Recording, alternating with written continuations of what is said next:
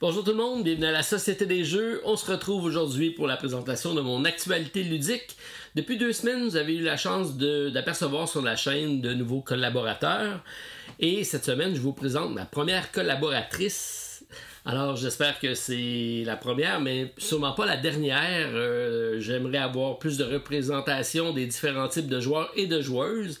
Alors, c'est ce que je vous propose cette semaine, en plus des nombreuses découvertes qu'il y a ici. Donc, mon actualité ludique du 21 mai. C'est parti!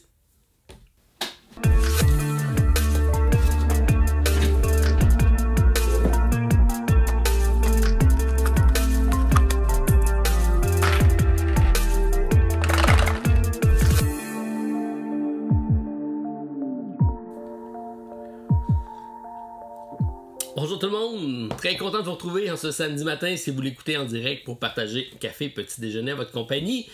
Alors, très content de vous retrouver et je remercie Stéphane qui était de passage la semaine dernière pour partager l'expérience avec vous. Je pense que vous avez été nombreux à l'apprécier.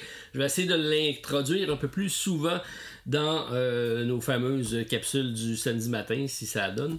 Et j'en ai profité également pour lui demander de faire un topo, donc une petite capsule de présentation, puisque vous avez vu plusieurs collaborateurs, comme je vous ai dit dans l'introduction, qui arrivent sur la chaîne. Donc, je leur ai demandé de me préparer un petit clip de 2 minutes de présentation de leur personne pour vous les introduire. Alors, ben, sans plus tarder, je commence avec mon premier collaborateur de la chaîne. Vous le connaissez déjà, mais pourquoi pas lui laisser la parole. Alors, Stéphane, c'est à toi. Hey hey! Bonjour à vous tous. Je suis, pour ceux qui ne me connaissent pas, Stéphane de la Société des Jeux. Maintenant, avec tous les nouveaux collaborateurs que vous allez voir passer sur la chaîne, il me devait de me présenter afin de pouvoir vous retrouver dans cette panoplie de collaborateurs, comme je disais, des plus intéressants les uns que les autres. Et j'ai bien hâte de les découvrir, moi également, en même temps que vous.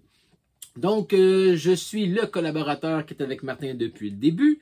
Je suis le collaborateur également qui peut disparaître pendant des mois sans que vous me voyez.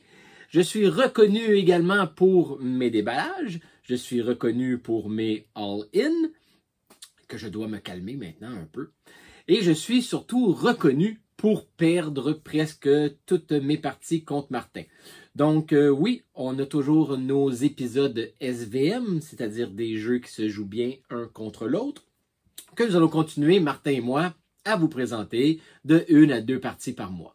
Donc, bienvenue à tous nos nouveaux collaborateurs. Ça va me faire plaisir de vous écouter et qui sait, peut-être on aura la chance de se rencontrer, de jouer ensemble et d'avoir du plaisir, car au bout de tout ça, la Société des Jeux est faite pour avoir du plaisir et pouvoir se communiquer, ou plutôt communiquer ensemble. Donc, aux prochaines vidéos, je vous souhaite la bonne journée et à bientôt. Salut tout le monde. Alors, merci Stéphane de cette présentation, même si je suis certain que la plupart d'entre vous, vous le connaissez déjà. Vous allez voir donc apparaître certaines petites capsules comme ça chaque semaine pour vous présenter mes nouveaux collaborateurs, histoire de les connaître un peu plus. Et ça vous permettra également de découvrir de nouvelles personnalités, parce que j'ai déjà d'autres personnes qui s'en viennent. Donc, j'ai l'intention d'avoir plusieurs types de joueurs et de joueuses qui seront disponibles. D'ailleurs, on va accueillir notre première joueuse cette semaine. Je vous présente ça un peu plus tard dans la vidéo. Mais je vous introduis ma première capsule qui s'additionne également, qui est une capsule qui vous appartient, puisque c'est votre possibilité donc de partager certaines nouvelles. Je reçois souvent des messages de ce type-là et là, ben, j'en profite pour les partager. C'est sûr que je ne pourrai pas tous les partager, mais je commence avec la nouvelle de Stéphanie Santerre qui a communiqué avec moi pour me dire qu'elle organisait une soirée, une journée ludique de son amoureux. Donc Steve fêtait son 50e anniversaire à Rimouski et donc elle a communiqué avec moi pour que je lui fasse un petit coucou. Donc Steve, t'es chanceux d'avoir une copine qui apprécie également les jeux et qui te laisse profiter de ta passion.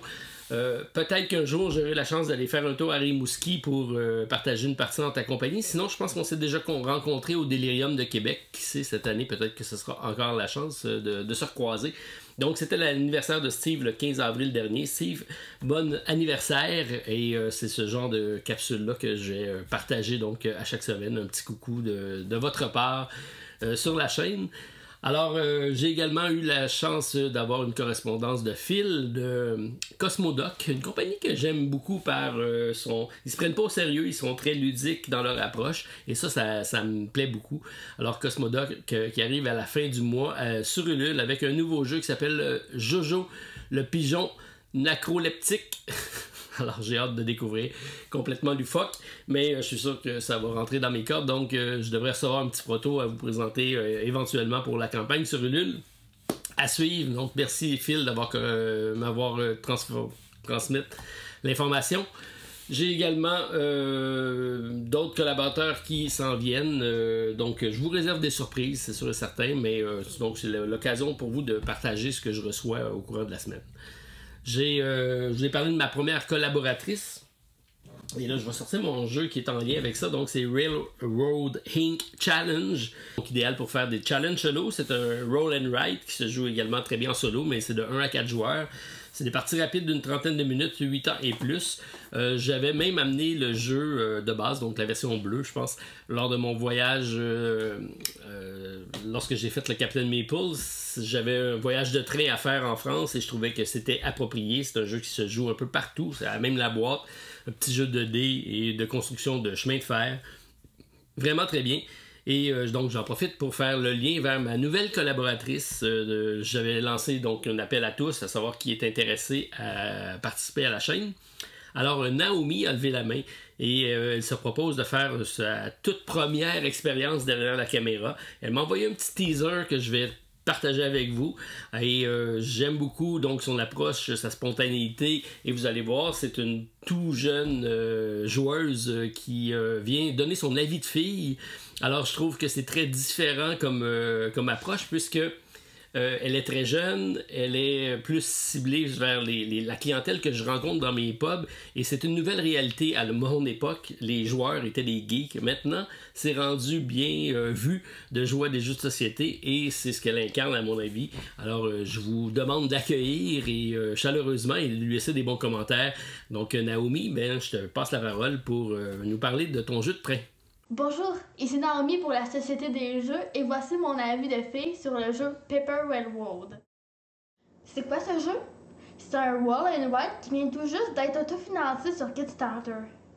On incarne une compagnie de chemin de fer qui doit faire des livraisons d'olives, de tomates et de raisins pour ramasser des points de victoire.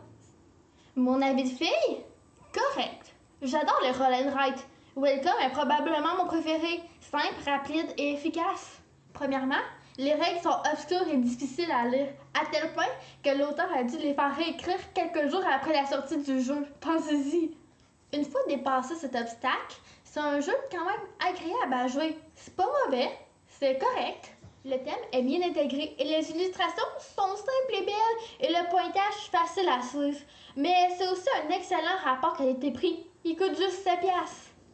Un conseil de filles, si le thème de train vous intéresse, investissez donc un peu plus dans l'excellent Railroad Inc. Davantage fluide et des règles bien moins digestes. C'était Naomi pour la Société des Jeux. Alors, comme vous voyez, je veux laisser la place à toutes sortes de gens pour s'exprimer, pour avoir un auditoire plus diversifié. Et je pense que Naomi reflète bien cette réalité-là. Donc, un avis de fille, un avis de jeune, et je pense que ça va apporter une autre... ouvrir d'autres portes à la Société des Jeux. Donc, bienvenue dans la famille, Naomi, et bien hâte de savoir qu'est-ce que tu vas nous proposer donc comme prochaine vidéo. Alors, jeu de train, roll and write, que moi j'affectionne, donc on va même avoir la chance d'en parler un peu plus tard parce que j'ai mes expériences ludiques de la semaine, c'est en grande partie des roll and write. Alors, réception de la semaine, j'ai le fameux Carte Aventura. Je l'ai présenté il n'y a pas très longtemps au Oklahoma, qui est donc le jeu de blâme qui reprend un petit peu l'esprit d'un 7e continent, mais en plus condensé, une épopée historique avec plusieurs fins à trouver. Donc 60 minutes par partie, 10 ans et plus, 1 à 6 joueurs. Et là arrive en même temps ici au Canada, vous avez déjà eu la chance de l'essayer probablement en France, c'est Caravane. Et là on a ici le parcours de la route de la soie. C'est donc ils sont presque arrivés en même temps et donc ça vous nous permettra de le découvrir, donc qui a été en nomination d'ailleurs à l'As d'or pour 2022. Alors, réception de la semaine, si vous n'avez pas eu la chance d'essayer, ça vaut la peine au moins de n'essayer une boîte puis de voir si vous affectionnez le genre. Je pense que c'est un bon petit passe-partout ludique. On a eu la chance de recevoir également Vélomino, qui est un jeu de Bruno Catala. Et c'est magnifiquement illustré. On parle du Tour de France à vélo, mais par des vaches. Alors, la thématique est très rigolo. Et c'est ce qu'on appelle ici un jeu très connu, un jeu de cartes que tout le monde connaît au Québec. Nous, on l'appelle ça le trou de cul. Je ne sais pas comment ça s'appelle en France. Vous me le direz en commentaire. Donc, c'est un jeu de cartes dans lequel on va essayer de défausser nos cartes. Et la particularité, c'est que chacune des cartes vont également avoir des pouvoirs dans celui-ci. Un jeu très, très rigolo. C'est de 2 à 5 joueurs à partir de 7 ans. 5 minutes à apprendre les règles, 5 minutes par manche, 30 à 40 minutes par partie complète. Alors, ça se joue rapidement, un jeu de party, un jeu de groupe. Dans mon enfance, j'ai joué énormément à ce type de jeu-là. Alors, je pense que ça devrait bien plaire et les illustrations sont vraiment très bien. Donc, Vélomino, ça vient d'arriver ici au Québec. Si vous l'avez déjà vu en France, si vous le connaissez, laissez-moi savoir. Celui-ci, vous ne le connaissez pas en France, c'est une exclusivité au Québec. C'est Club Vidéo. Donc, vous voyez juste le packaging, juste le produit. C'est un beau produit. Donc, ça reprend la cassette vidéo VHS de l'époque. C'est vraiment, donc, même avec le tag de location, nous, c'était nos clubs vidéo de l'époque. On peut reconnaître aisément Vidéotron, donc pour ceux qui connaissent. Et c'est un jeu qui a été adapté, donc c'est une localisation par Randolph, du jeu Blockbuster, si on veut.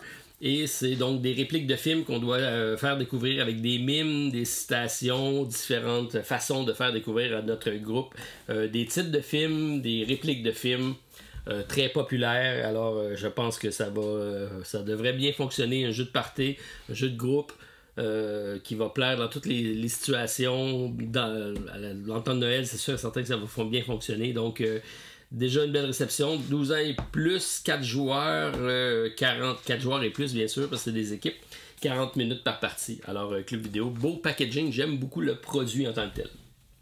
J'ai présenté il n'y a pas tellement longtemps de Lucky Dog Game qui est arrivé avec le Roi des 12, qui est un jeu de compétitif de dés et de cartes dans lequel on va manipuler des dés, on va jouer avec des cartes.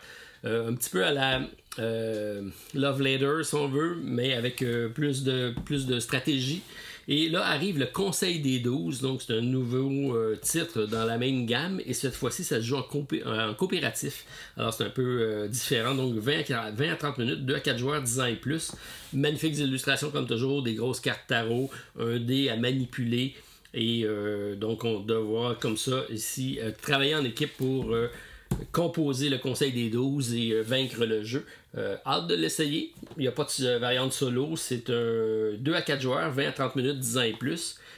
Mais j'avais beaucoup apprécié le premier. Martin Lafrenière avait tombé en amour aussi avec le Roi des 12. Donc, bien hâte de le tester celui-ci. Vivarium de Studio H, c'est toujours pas arrivé, c'est un prototype. C'est Hicham, lorsqu'il est passé au Québec, qui nous a laissé le jeu.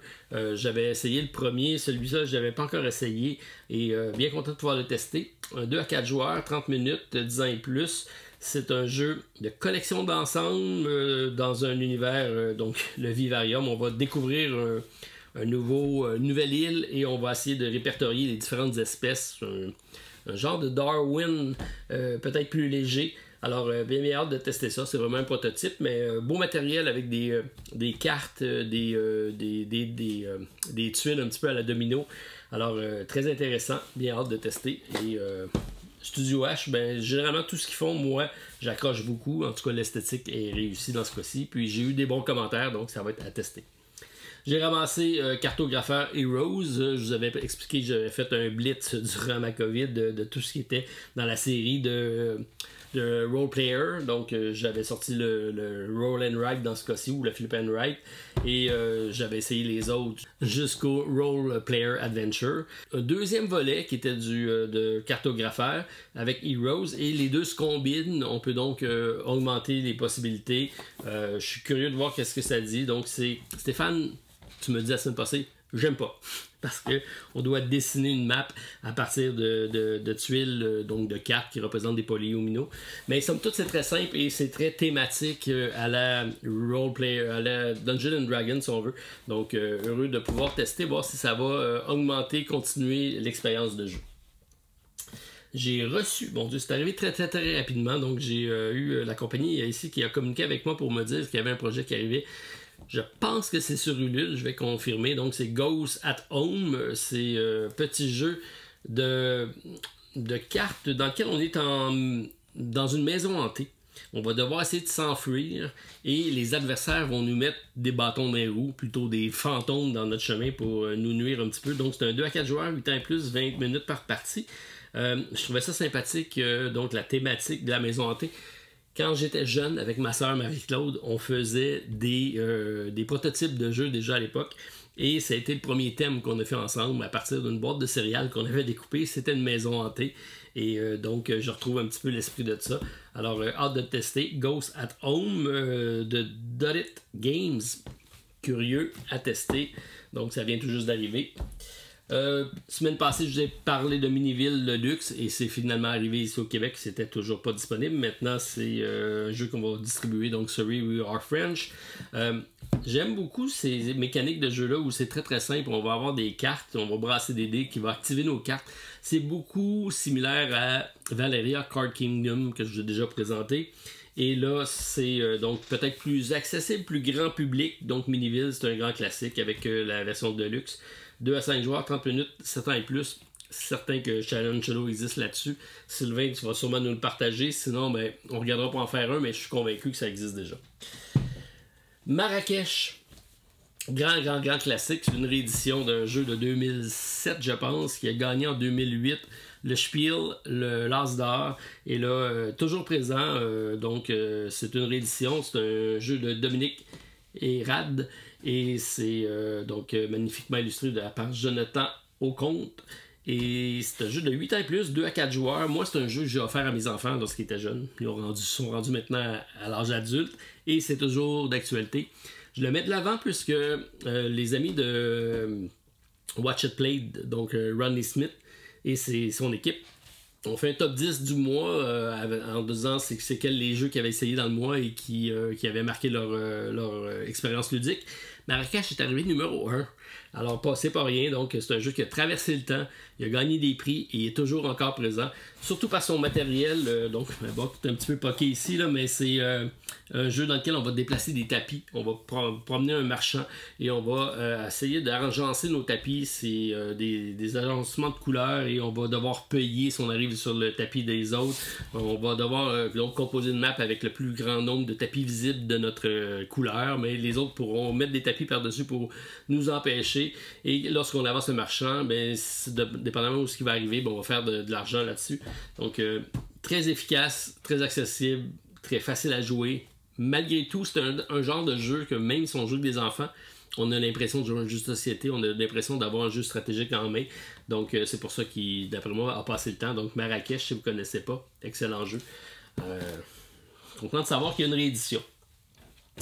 Extinction, un jeu de Joe Hopkins. Sincèrement, je ne pensais pas qu'il allait arriver en français si rapidement. J'avais beaucoup entendu parler donc dans différents podcasts de la version anglaise. Et là, ça arrive. Donc, c'est un jeu dans lequel on va essayer donc de sauver des espèces d'animaux des extinctions. C'est un jeu thématique, c'est très coopératif. Et on va comme ça essayer de vaincre le jeu pour sauver des animaux. C'est un jeu qui se joue également solo. C'est 1 à 5 joueurs, 75 minutes par partie. Donc c'est la version française qui est disponible chez Matago. Bien content de mettre la main là-dessus. Superbes illustrations. Vous voyez un beau tigre comme ça. Et donc plusieurs thématiques. Il va y avoir des extensions avec différents types d'animaux à sauver. Alors, Extinction, un jeu de cartes que j'avais gardé en tête lorsque j'avais entendu des bonnes reviews du jeu. Et là, en voyant que c'était en français, ben, j'ai ajouté ça pour le tester. À voir.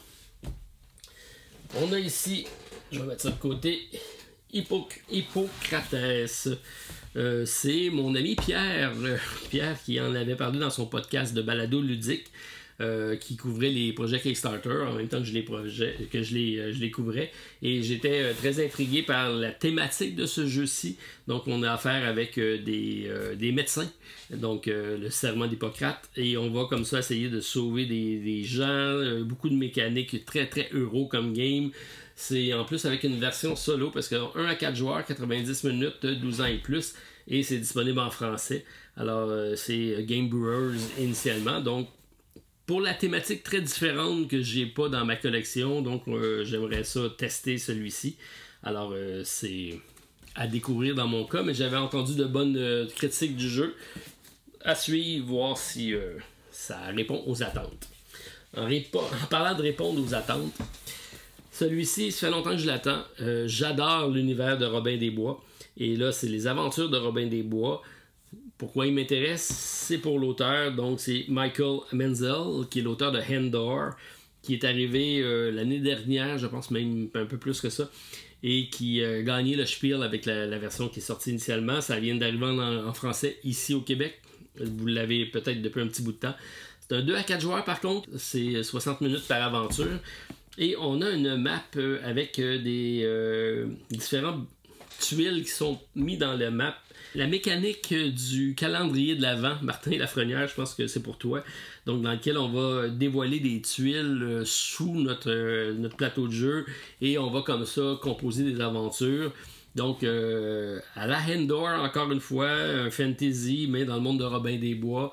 Moi j'accroche à la thématique, j'espère que ça va être bon. On a un narratif un peu triste qu'il n'y ait pas de variante solo. Mais je vais tester ça. Peut-être que c'est possible de le faire. Alors, vous me le direz si vous avez eu la chance de l'essayer. Moi, c'est un jeu qui m'intrigue depuis que j'ai vu qu'il était sorti. J'ai pas eu la chance de le tester et ça sera pour bientôt. Activities volume 1.0. Donc, c'est un jeu qui arrive sur Kickstarter la semaine prochaine. C'est de Stéphane Vachon. Et j'ai reçu le prototype de Stéphane que je remercie grandement puisque j'ai joué plusieurs parties. Ça fait déjà un mois que je le teste. C'est un 1 à 4 joueurs, 60 minutes par partie, 10 ans et plus. Une thématique de hacker, donc on est des pirates informatiques. On va essayer de contrer un virus informatique qui essaie de prendre le contrôle de la Terre. C'est un jeu à... J'essaie de le retourner, là, mais c'est un prototype, ça me donnera rien. Alors, je vous invite à aller voir la vidéo que je viens de faire sur la chaîne. Ça va sortir si ce n'est pas déjà fait lorsque vous écouterez la vidéo. C'est un jeu qui se joue d'1 à 4 joueurs, donc une variante solo qui peut être faite. On a différents scénarios, on va avoir également des enveloppes à débloquer avec des decks supplémentaires. C'est un jeu qui va évoluer, c'est un jeu dans lequel on va avoir un petit narratif qui va nous mettre une contexte, comment l'histoire va évoluer. Bref, beau jeu de gestion de main de cartes, gestion de risque, gestion de crise, parce que c'est ce qu'on va faire, c'est qu'on va gérer un paquet de problèmes en même temps et on va essayer de travailler de façon coopérative pour pouvoir résoudre ce gros puzzle-là. C'est pourquoi j'adore, c'est un puzzle game. Alors, Activities, volume 1.0 de Stéphane Vachon. Ça arrive sur Kickstarter la semaine prochaine, à surveiller et allez voir ma vidéo si vous voulez plus d'informations sur le sujet. Moi, j'ai bien apprécié. Expérience ludique, j'ai fait entre autres, deux roll and write au courant de la semaine. Alors j'ai Divey Dice, qui était chez Stronghold Game, qui est disponible en français, je pense, sous le nom de Donnant. C'est un jeu donc un petit peu à la Tréfuté, avec différents dés de couleurs, on les brasse, et on va comme ça essayer de se composer une map, si on veut, de cartes, et on va écrire sur les cartes pour pouvoir essayer de marquer des points. On a deux types de cartes. Une carte qui va nous donner des bonifications, donc qui va nous aider à faire nos challenges. Une carte qui va nous permettre de marquer des points. Et on va comme ça essayer et de compléter nos cartes et d'en acheter de nouvelles pour se faire un tableau de cartes qui va nous générer un maximum de points. C'est un petit peu à la un jeu que j'ai ramené de Gen Con lorsque j'ai été cette année, donc qui est un peu à la bingo comme ça, mais c'est un jeu dans lequel on va vraiment créer des combos de cartes. Donc c'est très très simple comme matériel. Là, on a un petit pad dans lequel on va placer des différentes cartes. C'est un marché. Et on va avoir comme ça des marqueurs parce qu'on va pouvoir écrire sur nos cartes et différentes cartes de différents formats. Donc soit des suites, des nombres prédéterminés, des couleurs. On va comme ça faire des combos pour pouvoir avoir un maximum de points. C'est un jeu qui se joue très rapidement. Il y a une challenge solo qui se joue très bien. C'est un jeu de 1 à 4 joueurs, 8 ans et plus, 30 minutes par partie. Sincèrement, j'ai accroché au jeu. Donc, je pensais pas l'aimer tant que ça, mais j'ai fait une partie. Et là, j'ai vu que ça reste un jeu où on doit battre notre score, par contre. Mais comme j'ai fait une partie très médiocre à ma première partie, j'ai voulu m'améliorer. Et je m'améliore tranquillement, pas vite. Mais j'ai pas réussi à faire les différents challenges. On a plusieurs challenges à faire en solo, avec un nombre de tours à faire, puis un nombre de pointages à atteindre. Ça reste du pointage, mais ça reste un jeu très challengeant, très engageant. Et à multijoueur est intéressant parce qu'on va tous jouer simultanément. Donc on va avoir des dés on va pouvoir faire des relances de dés. Mais à chaque fois, les autres joueurs vont pouvoir utiliser les dés qu'on va relancer. Donc bref, il y a un petit... une synergie de parties qui s'installe qui est assez intéressante. Donc Divey Dice, si vous avez la chance de mettre la main là-dessus, qui est donnant-donnant, moi j'ai bien aimé. Alors, très efficace. Semaine dernière, Stéphane, on vous a présenté Explore Endura, qui est l'île des chats, en format flip and write. 1 à 6 joueurs, 30 à 45 minutes, 10 ans et plus. J'y ai joué en solo en fin de semaine, quelques parties. Moi, j'ai accroché. C'est vraiment tout l'esprit du jeu l'île des chats, qui est la grosse boîte, est condensé dans cette petite boîte-là. Ça fonctionne bien, c'est identique au jeu. On doit, comme ça, aller chercher différents chats, les mettre dans notre bateau, les agencer pour que ça fonctionne, et on va en même temps collecter des cartes de pointage. Donc, c'est tout le balancement entre je prends-tu plus de pointage ou je prends-tu plus de chats, et on essaie de faire une belle combinaison. Il y a beaucoup de cartes qui vont nous permettre de marquer des points. Ça ne sera jamais identique d'une partie à l'autre. C'est sûr que ça demande un exercice spatial de bien comprendre les cartes parce qu'on peut effectivement les tourner de côté et les tourner de côté d'une autre façon. Donc, ça fait 4 possibilités pour chacune des tuiles et si on n'a pas cette vision spatiale-là, ça peut être un petit peu difficile sur certains chats qui ont des compositions difficiles. Mais sinon, moi, ça a bien été. Et c'est sûr que par contre, en mettant différentes couleurs près l'une de l'autre, faut bien tracer nos lignes pour comprendre la map un coup tout ça terminé. Moi, j'ai fait des parties d'à peu près une trentaine de minutes en solo, ça se joue super bien. On a le même système avec un automa qui va reprendre le même pointage que nos cartes avec des couleurs de chat.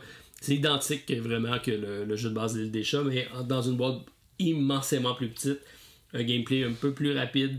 Donc, si vous voulez découvrir l'expérience de l'île des chats en format condensé ou si vous l'aimez tellement que vous voulez le traîner avec vous, je pense que c'est une belle proposition. Explore Endura. Moi, j'ai bien aimé. Alors, avis aux intéressés. Je vous ai présenté la semaine dernière avec Stéphane Fondation de Rome. Et quand je l'ai ouvert, la boîte était un peu vide. Simplement parce que j'avais la version de base du jeu. Et là, j'ai reçu la version Kickstarter, donc c'est tellement lourd. Alors, simplement pour vous aviser, donc ça c'est l'extension pour le joueur en solo, qui est les Garden of Ceres. C'est évidemment de David Turzi, donc différentes cartes qui nous permettent de jouer en solo. Et la boîte qui est le gros pledge vient avec l'extension. Dans l'autre boîte, c'est pour ça qu'on n'avait pas... C'est tellement gros. Et on a l'effet de succion, voilà. Alors, vous voyez qu'il y a beaucoup plus de matériel à l'intérieur. Donc, on a 1, 2, 3, 4, 5 plateaux de couleurs différentes pour 5 joueurs. On a l'extension ici qui est monument, qui est tous les monuments qui sont vraiment magnifiques. Donc, le Colisée, différents bâtiments. Et ça, c'est des bâtiments collectifs qu'on va avoir à notre disposition pour construire. Donc, dans le jeu de base, on va construire tout le monde, notre cité, qui sont tous les mêmes bâtiments. mais avec l'extension Monument, ça nous permet d'avoir une course aux bâtiments prestigieux, si on veut, pour pouvoir peupler la ville et marquer d'autres points. Donc c'est un peu la seule différence. Sachez que j'ai reçu 4 boîtes de base. J'ai reçu 4 boîtes du Pledge All-In, plus toutes les extensions pour le jouer en solo. Alors, bon, moi j'ai ma copie. S'il y en a que ça intéresse, ça devrait arriver très prochainement sur le site de Randolph. Puis sinon, ben, écrivez-moi en personnel et je vous réserverai votre copie.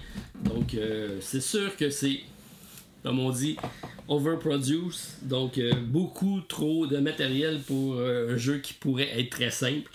Mais c'est tellement beau, je me suis laissé tenter. Et bon, s'il y en a parmi vous qui se laissent tenter, vous me le direz. C'est quand même le Dice Tower Essential.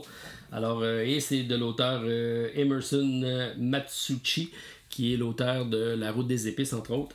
Donc, très content de l'ajouter à ma collection. Et ça, c'est vraiment un jeu de collection, je crois.